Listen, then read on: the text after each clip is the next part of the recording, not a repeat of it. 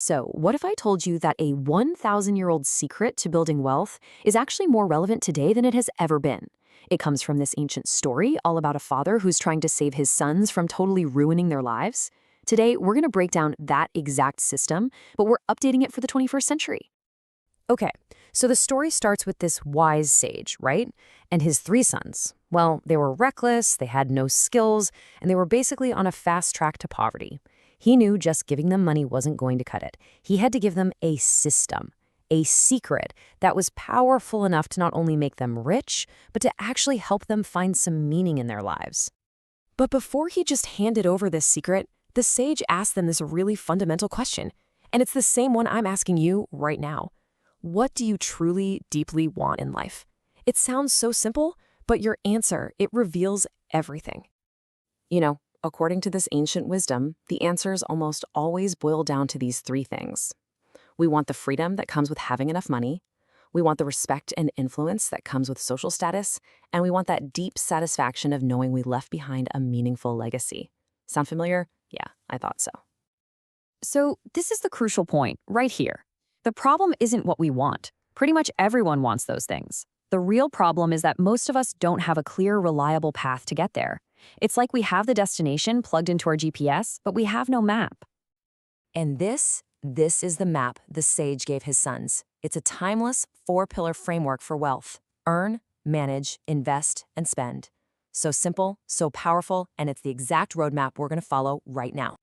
All right, let's start with the first pillar, earning. Or maybe a better way to put it is creating value. The sage taught his sons that real wealth requires this huge mental shift. You have to stop thinking like an employee and start thinking like a creator. This really just nails the core idea. We have to stop asking, how many hours am I working? And start asking, how much value am I creating? I mean, think about it. A doctor gets paid more than a server, not because they're necessarily working harder, but because their skills are way more rare and in much higher demand. It's all about the value. So the big question is, how do you increase your value? Well, you do it by deliberately learning high-value skills. And these aren't just things to fluff up your resume. They are direct levers you can pull to boost your earning potential. The more value you can create for other people, the more you can command for yourself. Simple as that. Okay, let's move on to the second pillar. Look, it's one thing to earn money, but it's completely useless if you can't actually keep it. This pillar is all about a new mindset. You need to think like a steward of your wealth, not just a consumer. Your job is to protect what you've created. And you don't need some crazy, complicated spreadsheet to do this. Just follow this simple rule. 50% of your income goes to your essential needs, 30% is for your lifestyle, the fun stuff, and a non-negotiable 20% goes to your future self. That's your savings and investments. The key is to automate it. Pay yourself first, always.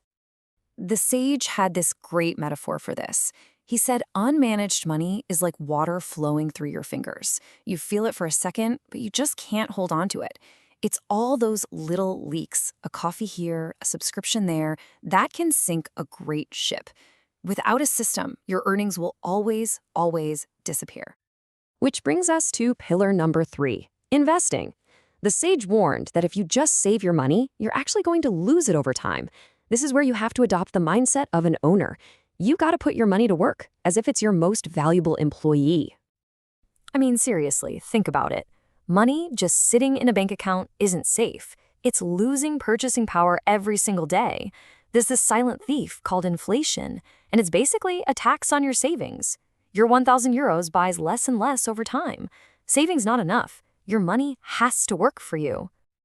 So where do you put it to work? Well, today the options are more accessible than ever. You've got low-cost index funds, real estate, your own business, but honestly, the most important investment often has the highest return of all, investing right back into yourself to increase the value you can create in the first place.